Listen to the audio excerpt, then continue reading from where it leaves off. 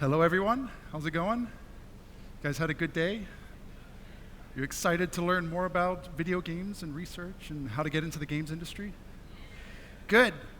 I did not realize that this was going to be a giant light board when I made big white slides, so it's actually blinding me from every angle here. But that's okay. Just in case you can't see my face from out there, this is what I look like. I look like this. And I know you're here to learn a lot about me, so I'm going to talk about me for a little while. And I'm going to tell you a little bit about how I ended up where I am. But if you don't know where I am or where I've come from, I've been around the games industry for about 10 years at this point, and I started in indie developments at a group called Alien Trap Games, and we made a game called Capsized in 2009. We released it on Steam, and we had a great time making it. It was a lot of fun, and it was a great experience. On that project, I had the opportunity to work with them on their usability and user experience and figure out how people were going to engage with the controls of their system. It's a really interesting challenge. They actually built it on the PC using controller, but they wanted to make it for the console the whole time through. When they actually ported it over to the console controls, it just played like shit. From there, I actually landed a position at Ubisoft. I started as their lead researcher on the Far Cry franchise, and I worked there for 4 years. It was a fantastic experience. I got to work on Far Cry 3, Far Cry Blood Dragon, Far Cry 4, with some of the most amazing designers in the industry, and it was an incredible experience, and I learned a ton about AAA development. From there, I moved out to Vancouver in Canada, where I joined Electronic Arts. And this was the first time I actually had the opportunity to lead a large team of researchers. So at EA, I was responsible for FIFA, NHL, Mass Effect, Andromeda, Anthem, as well as games that were coming out of the Motive Studios in Montreal, which was really cool. And now today, I've been at Blizzard Entertainment doing a similar thing, leading a team of researchers. And I've been there for about a year, and it's been a fantastic experience. The folks there, incredible, brilliant designers, brilliant researchers, and it's been a ton of fun. But I didn't start knowing all of that stuff, right? I started somewhere very boring. This is Canada, and I'm from a place called Saskatchewan. Who knows where Saskatchewan is? It's right there. This is Saskatchewan. It's actually, that rectangle is Saskatchewan. It's like the Nebraska of Canada. People know the name, but nobody knows where it is. And this is what it looks like. It's flat. It's got clouds. There's another picture. It looks kind of like this. And then it also has roads that kind of go through the flatness, which is kind of cool. Just so you know that I am a farm boy and I have some credibility, that's canola over there, and this is wheat over here, okay? It's very important that everybody understands where I came from. This is the small town that I grew up in. Fun fact about this small town, there's only 286 people living in that town, which is about half the size of the first AAA team that I worked on. But this town has everything you need, which makes it great. This is the store, this is the restaurant, this is the insurance insurance broker. There's only one guy. I actually don't remember what the other stores are. They were empty when I lived there. They might still be empty at this point. And just in case you felt like there might be more to this town than there is, if you turn around, it looks like this. That's the post office over there, and our one claim to fame is this whiskey distiller that they put on display for anybody who came to visit to know that we make whiskey. Anyway, in Saskatchewan, we also have cities. Cities like Saskatoon, which is where I went to college. Saskatoon is a wonderful city. It's beautiful. This is the campus at the University of Saskatchewan where I learned computer science. This is where I got my master's degree, actually in this building. Now, for Canada, this is old. This building's 100 years old. I know for literally everywhere else in Europe, that's kind of pathetic. But for Canada, that's old. That's a really old building. And it was cool to have the opportunity to learn computer science there. What do I have next? So while I was there, I played a ton of video games. This is my friend Andy. We were playing House of the Dead in the arcade there. I'm very young. That's about 15 years ago. This is me doing esports before esports were cool. We were playing Battlefield 1942. We won the local tournament. We've all got those, wide bottom pants because it's the early 2000s, and that's literally what everyone wore. But I did also study. I studied computer science. I'm sorry for the potato quality of the picture, but that's the best that the digital cameras had at the time, so that is what it is. There's some cool things about this photo, though. CRT screens, right? That's cool. You guys don't have those anymore. Did anyone have those? That's fewer than I hoped. So, I mean, this picture's only 12 years old, so yeah. Vanilla Coke. Was that a thing in Europe? Vanilla Coke? No? Well, it was good. Vanilla Coke tasted good. And this is a MacBook Pro Series 1. I got the first series of the MacBook Pro. It was a good. I don't use Mac anymore. I used it all through my college career, and then I never touched it again. But while I was there, I spent a lot of time studying a lot of things. So I studied algorithms. I loved algorithms. I loved computer graphics, and I did a ton of computer science. I loved programming. It was a wonderful mix of problem solving and language. It wasn't pure science, but it was pretty close, and it was everything I loved about it. And then along the way, I discovered this thing called human-computer interaction. And this professor came in and gave a talk. Her name was Regan Mandrake, and she talked about studying people playing NHL hockey. She used a lot of biometric sensors to study how they interacted with the games and explain what they were feeling and how they had better or worse experiences based on the conditions that you set them up in. I thought it was a fascinating talk. And I always knew that I wanted to do a graduate degree, but I didn't quite know in what. And when I spoke with her, she kind of won me over to this idea of HCI, which is, it got all of the programming part that I enjoyed, but it also had a lot of the soft science things, like trying to figure out things about people. Which kind of begs the question, right? If HCI is a thing, what is user research? User research is kind of the applied HCI, the applied psychology of computer science, in a way that allows you to understand human interaction, okay? Is that all I wanted to say on this one? Yes. Okay. So if you haven't done any user research, it kind of looks like this, okay? So it's people watching other people do things on a computer. That's the basic gist of it. And the textbook definition of it, I'm going to read this so I get it right, is that user research is the study of player behavior, needs, motivations, and experiences through the application of research processes, experimentation, triangulation, and the use of the scientific method, okay?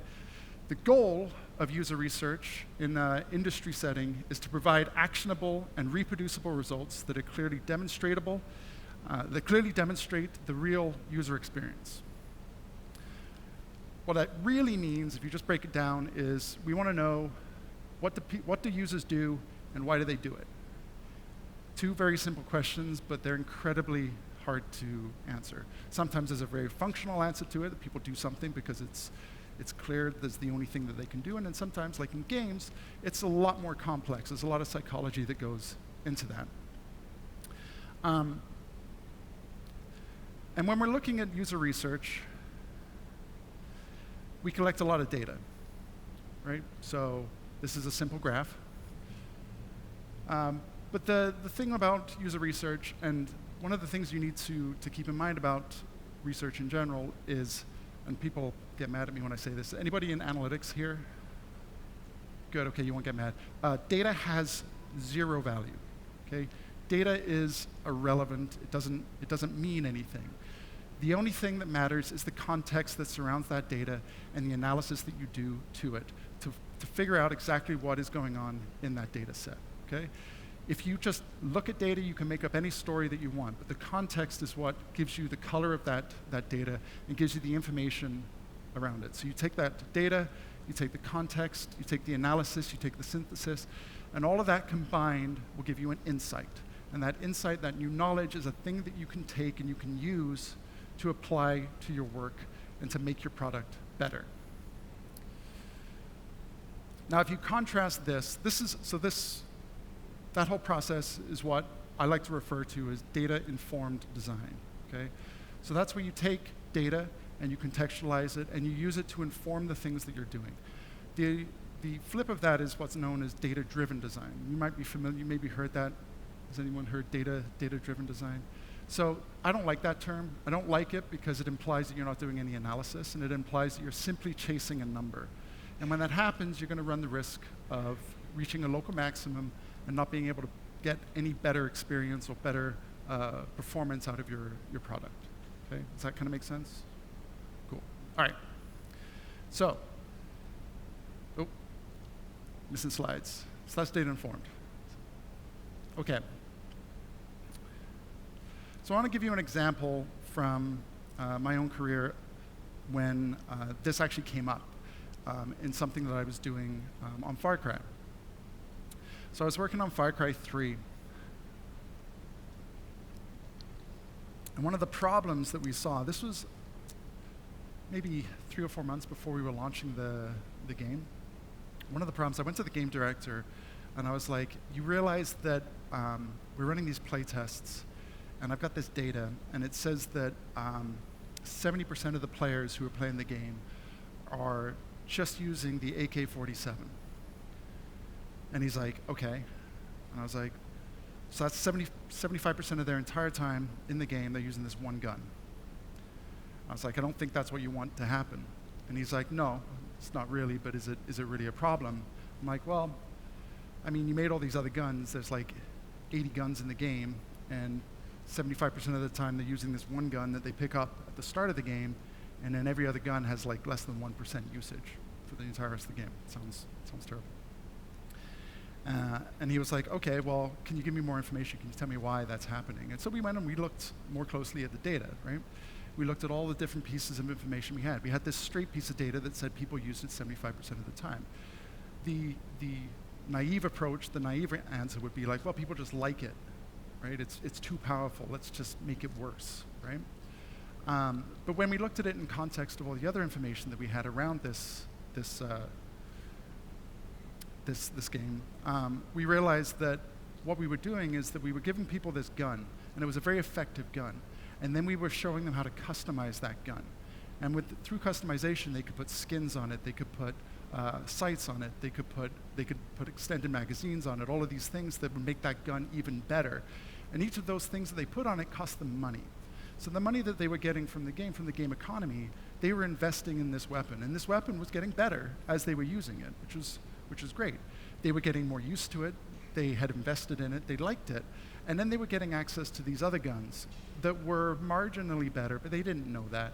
They hadn't invested anything in it. They couldn't see that there was a reason to switch. The one they had was perfectly effective. So these were the factors that went into the decision-making for the players. They had a weapon that they were using to play the game. It was very effective. They were then able to invest their resources that they were collecting from the game into that weapon, making it more effective, but also putting them in a position of loss aversion, that they didn't want to lose that weapon by investing in something else. We then didn't give them particularly strong motivation to switch to another weapon by making those significantly more powerful.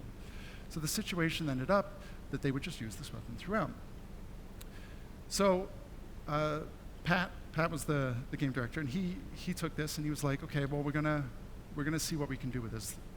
The situation that we want to happen is we want those players to pick up that weapon, use it for a few minutes, and then we want them to grab a new weapon and we want them to switch to that weapon as well. So the first thing they did was they removed the upgrades on that AK-47. So you can no longer upgrade it. So you remove the ability to improve the investment in it. The next thing they did was, we don't want people to get attached to the AK because the investment in the other one is too high. So we're going to make all the weapons in the game free. So you can pick up all the weapons, get any weapon you want, try any of them out. It's totally free if you explore the world. So it was made very clear to the players that if they went out in the world, they would get cool new weapons. So we turned the weapons that were previously a thing they had to work for and buy, we turned it into a reward for playing in the open world. The next thing we did was we increased the cost of the upgrades on each of those weapons. So now the weapons were free, but the upgrades were more expensive. This meant that if somebody really wanted to invest in that weapon, they had to spend a lot more time with it, collecting enough resources in order to upgrade it. So we made the upgrades a little less attractive. All of this combined together changed the player behavior significantly. It got them to a position where they were able to, they would pick up the AK and they would use it for about 10% of the time, which is exactly what we wanted. And then they would start switching that weapon as they play. And the only way that we were able to reach that conclusion was by taking all those little pieces of context and kind of mushing them together to see why the players were doing what they were doing. If we tried to simply tackle it by adjusting the effectiveness of the AK, we would have ended up just frustrating players and unbalancing the game as well. So it was that's an example of how data-driven would have failed, but data-informed actually made the game significantly better. Okay. So I'm going to transition a little bit here. There's this entire process on Far Cry 3. It took a long time for us to get that information, right? It took us a lot of different play tests in order to look at which players were using which gun at which time in order to collect enough data to know that 75% of players were using it 75% or players were using it 75% of the time. And there's two key questions that always come up around user research in an industrial setting that have to be answered. And that is, can you do the research in such a way that it is quick enough to be useful? Productions in games are always moving really, really quickly, which means that the information that you want to get from the research needs to be delivered usually within a week of the question being asked. Now, any of you in grad school, any of you doing research right now? Yeah, like, how would you feel trying to do an entire research project in a week? No, you wouldn't feel good, right? It's hard, right? And it asks the second question, can it be done rigorously enough to be trustworthy? Now, in academia, we use like 95% confidence, or if it's something really important, maybe 99% confidence, right? In order to make sure that we are really sure that the effect that we're seeing is a real effect. Does that really matter in industry? No, I mean, it'd be nice, right? Like if we could do something in a week and we could get 99% certainty, that would be great.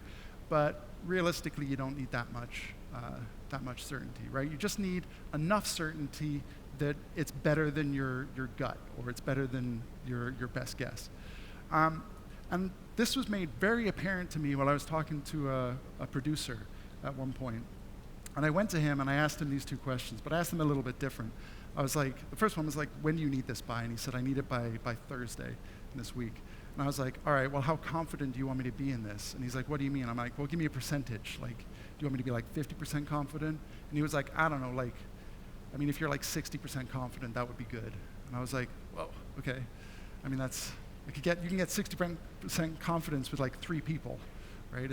You don't need much confidence in order to get there. And the reality is that folks who are making these decisions on a game team, they're just looking for a little bit of an edge in order to move them in the right direction so that they can feel confident about what they're doing, right? They usually have a pretty good sense about the decision that they're going to make, and they're just kind of looking to nudge themselves over. So the truth is, these two questions end up being kind of a balancing act, right? On the one hand, you want, as a researcher, you want to be sure that the information you're providing is trustworthy, right? And then on the flip side, you want to get it out so that you don't feel like you're not being useful, right? One of the biggest criticisms that comes in for user research in any industry, games or tech or anything, is that it's too late, right? The product's already moved, the product has changed, and the information you're getting is irrelevant. So you have to balance that. And that's where this idea of good enough comes in. So this is the idea that good enough fits on this, it's not this black and white thing, right? It's really kind of this gray area. And what you're really trying to do is find a balance on this line. This good enough is never quite in the middle. It's always shifting, and it's always dependent on the specific question that you're asking. So on the one end, you can be totally quick and not rigorous at all. And then on the other end, you can be super rigorous and not quick. But the reality is that most of the time, you're going to be somewhere in there depending on the question that you're asking. Okay. All right. So at this point, I figured it would be worthwhile sharing some of the lessons I've learned about player experience in the games industry so far. So these are specific applied lessons about human-computer interaction or user experience that apply specifically to video games. They're actually, I would say, non-obvious if you're working in classic UX. They're kind of counterintuitive, and I'll try and give examples and explain each one as I go through them. So this is the first one. Hopefully you guys can read it. Maybe it's, can you read that? Can you read that at the back? Okay, good. Players should blame failure on themselves, never the game. The former is motivating and the latter is frustrating. This is, I've shown this to a bunch of people and they're just like, nah, it's not true. And I'm like, I mean, maybe for like typical products that's not true, right? But in games, it is true. And the reason is that, the reason why this is generally true, there are exceptions, but the reason why this is generally true in games is that if a player feels that the game is if players feel that if the game or the system is at fault for their failure, they will be frustrated and they will blame it. This is the lag, right? This is the hitbox problems. This is the things that people talk about that feel unfair, right? If players can ascribe that failure to the mistake that they made, to a predictable action that they took, to a mistiming of action, then they will feel motivated. They'll try it again, like Dark Souls. Right? Number 2, understand the motivational difference between want and need. Players work for what they want, but they'll grind for what they'll need. Both work, but one is fun and the other is not. Does that make sense? Okay, I'll try and give an example.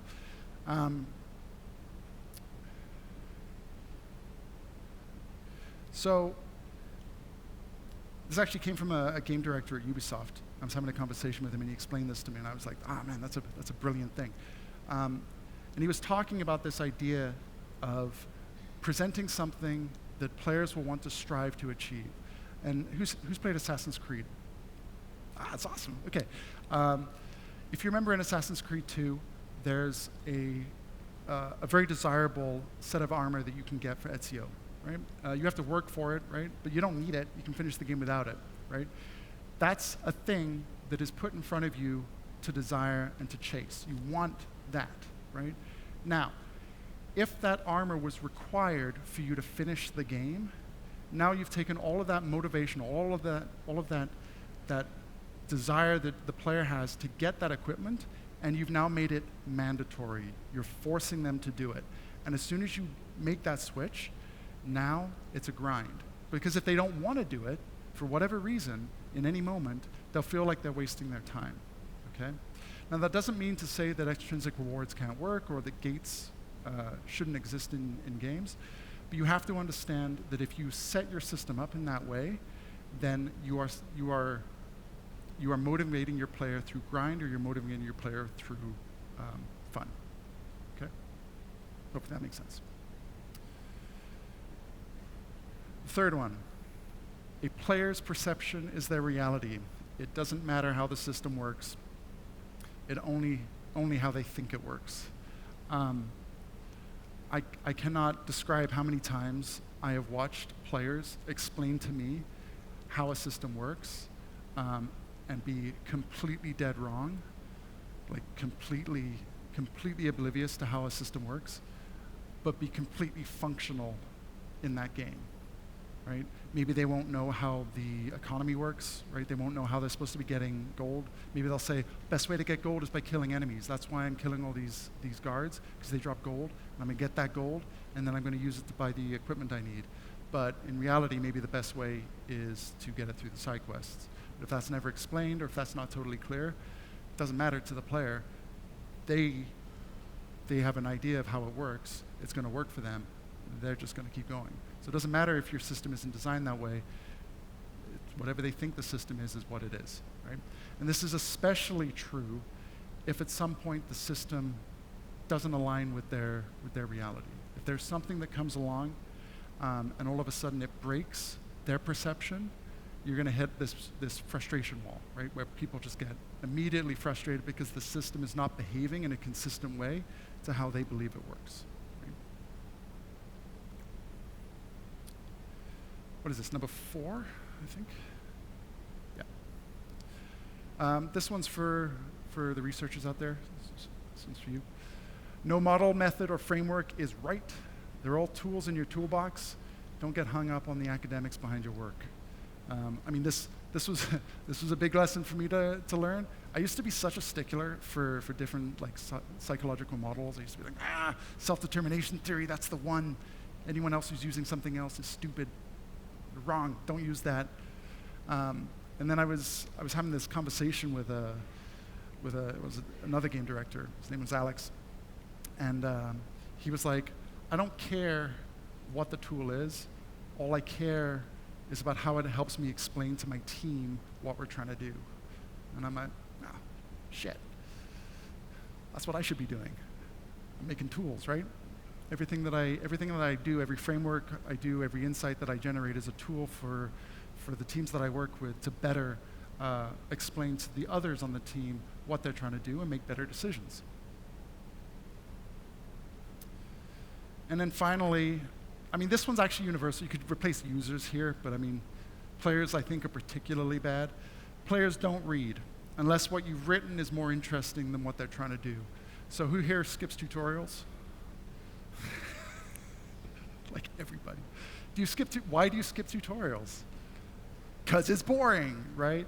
But how many of you read narrative text?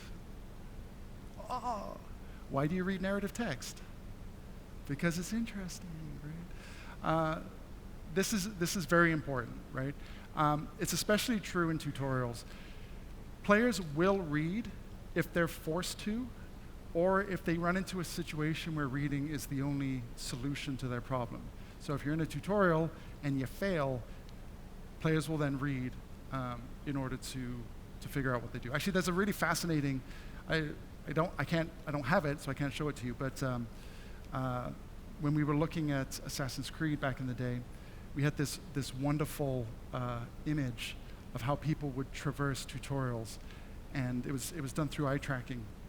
And what you would see is people, the first thing they would do, it was a combat tutorial. They'd run up and they'd start trying to like kill the guy.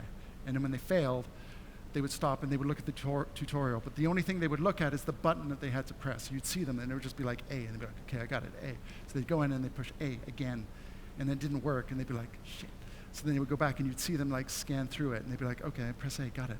And then they would keep doing it, right? And like it was only when they failed multiple times that they would actually stop and carefully try and read it. But that's not fun, right? So the key is there to try and set it up in such a way that reading is actually interesting. Either put it in a narrative context, which is usually the best way. Show, right? Tease, teach, test is kind of a mantra that's worth learning, right? So tease the mechanic that you want to show, teach it, explain it, and then test it. Do it those in separate buckets so that people have a chance to kind of absorb the thing that they're doing. Metroidvania games do this exceptionally well. They constantly are teasing mechanics ahead of time. Okay, so those are the 5 lessons that I wanted to share. I think it was a little faster than I expected, but that's okay. More time for questions. So that's the end of my presentation. I just want to say thank you to all of the organizers. Thank you for making sure that all of this ran perfectly. I appreciate that, guys. So that's it. Thank you.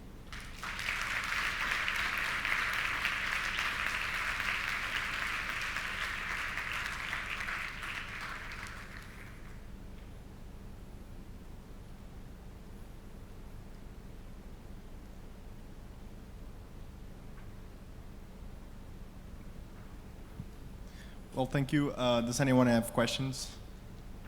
Over there.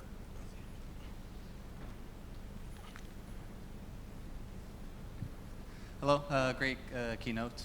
On the subject of tutorials, Far Cry 3 Blood Dragon has a very interesting approach to how it teaches the player mechanics. Do you have any things to say about your design decisions? You want a story of that one? So, so initially, actually I probably can't share this. So the team for Blood Dragon was much smaller than the original Far Cry team. It was just maybe like 60, 70 people. And we did not have a lot of runway to make the game. And the challenge was because we were releasing it as a standalone game, we had to re-tutorialize everything that existed in Far Cry 3. Now, Dean Evans, who was the creative director, like, he's a great guy. I love Dean because he would tackle all the problems that I gave him, but sometimes he would do it in the most sarcastic way possible, and the tutorial is a great example. So I went to him a bunch of times. I was like, people aren't learning the game. You have to reteach them how to play Far Cry because you can't assume that they played Far Cry 3, even though the majority will. You have to teach them. And he's like, fine, I will. And then you got the Far Cry Blood Dragon tutorial. For those of you who haven't played Far Cry Blood Dragon, basically it's a sarcastic take of tutorials where it's just like 100 pop-ups that you can't skip. You just got to click through every one of them. Yeah, it's funny. It is actually funny. Hey, so regarding academia, and so I was wondering, like, what are the right questions or like problems to go to your game director? Like, for instance, you use the AK-47 in the Far Cry 3, Yep. but you've also seen in your data that players are spending too much time underground, or players are flying too much, or players are not exploring this part of the map. So from there, which one do you take to the game director? Which are relevant? So that's a really good question. All of that stems from intention, right? And as a researcher, your job, if you're working with a game team, is to understand as best you can what their intended experience is. And you get that through a lot of conversations, studying the design documentation, really digging into the experience, and then having conversations, right? Like, how should this feel? What are you going for? How long should some of the questions that I would ask typically would be like, how long is this supposed to take? How are people supposed to feel when they do this? Should this be exciting? Should this be relaxing? Trying to get a deep understanding of the game. And then from there, when I'm doing analysis, I'm able to pull out things that seem weird. Extremes are usually always weird. So like the AK-47 was pretty easy. It wasn't something that we were actively looking for. But when we looked at the usage, it was like, seems extreme. So I was able to bring that up. As far as like map usage, that one is something that came up pretty regularly, like which maps are people spending the most time in. And we would use telemetry to figure that out, right? So we would look at pathing through a space, how people move through the game in the world. Actually, that image I showed that was a heat map was actually the map of Far Cry 3. I think that was about 1.2 million players or something. So how many like metrics, I guess? So you look at the maps, you look at the heat map, you look like how many stuff do you have? How much information is appearing in you, and then you have to. So from a typical, depending on the game, it changes the information that you have available. But you would have survey data, telemetry data, sentiment data in the form of survey responses, not just qualitative responses. Usually, you would also have eye tracking. What else would you have? From a single study, you'd usually get those main sources. Yeah. Yeah, that's it. Thank you. Does anyone have more questions? Yeah, I see a couple. Hi, I just wanted to ask really quickly. So what do you think, for example, I'm an electrical engineering student. I don't have much experience programming, but still, how would one enter into the game research industry? Do you need to have a heavy background in programming, for example? For games research? Yeah, for example, for what you do. For what I do, no. Actually, fun story. I spent 7 years in college getting a computer science degree and a master's degree, and then as soon as I graduated, I never programmed a day in my life. So it felt kind of bad initially, but now I don't care. But no, you don't need it. Like, so how would you show a company that you're the right guy for the job if you don't need such things? I mean, if you don't, you should research things like that. I mean, if you don't need things like programming, what do you show employers?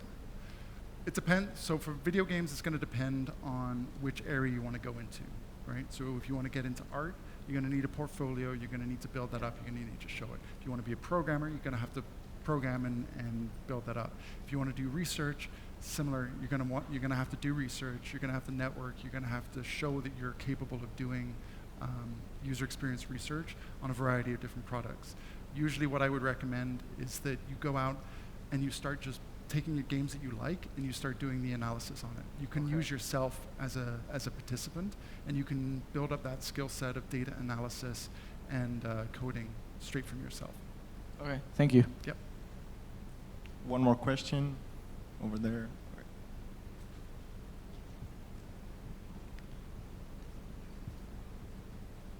Hi. On the Hi. topic of user experience, one thing in multiplayer games, because you talk about how there are things that the player will blame themselves for and then try and blame the game. One thing in multiplayer games, from my experience, has been other players in terms of like toxicity and this kind of stuff. I don't know if you have much experience or much comment on that aspect. So I think this is where that rule breaks down just a little bit. I would still say that if somebody blamed the other player, it would still be motivating, again, to an extent, depending on why they blamed the other player for their failure. If they're being griefed, no, that's not a good experience.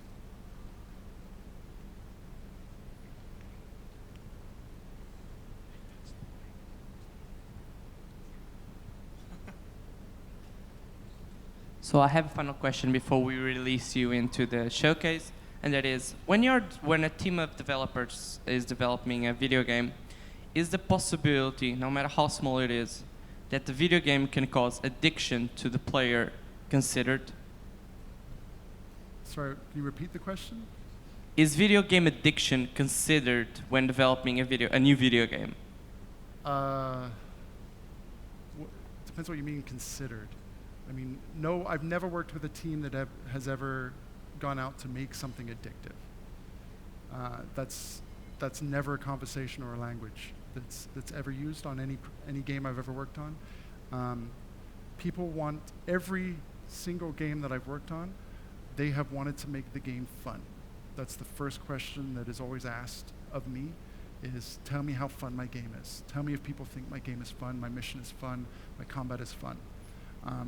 Fun is a proxy for engagement, and the idea is the logic is basically if it's fun, people will be engaged. If they're engaged, they'll enjoy it. If they enjoy it, they'll keep playing. So, does addiction ever come into design? No. Okay, thank you. So everyone give a big round of applause to Ian.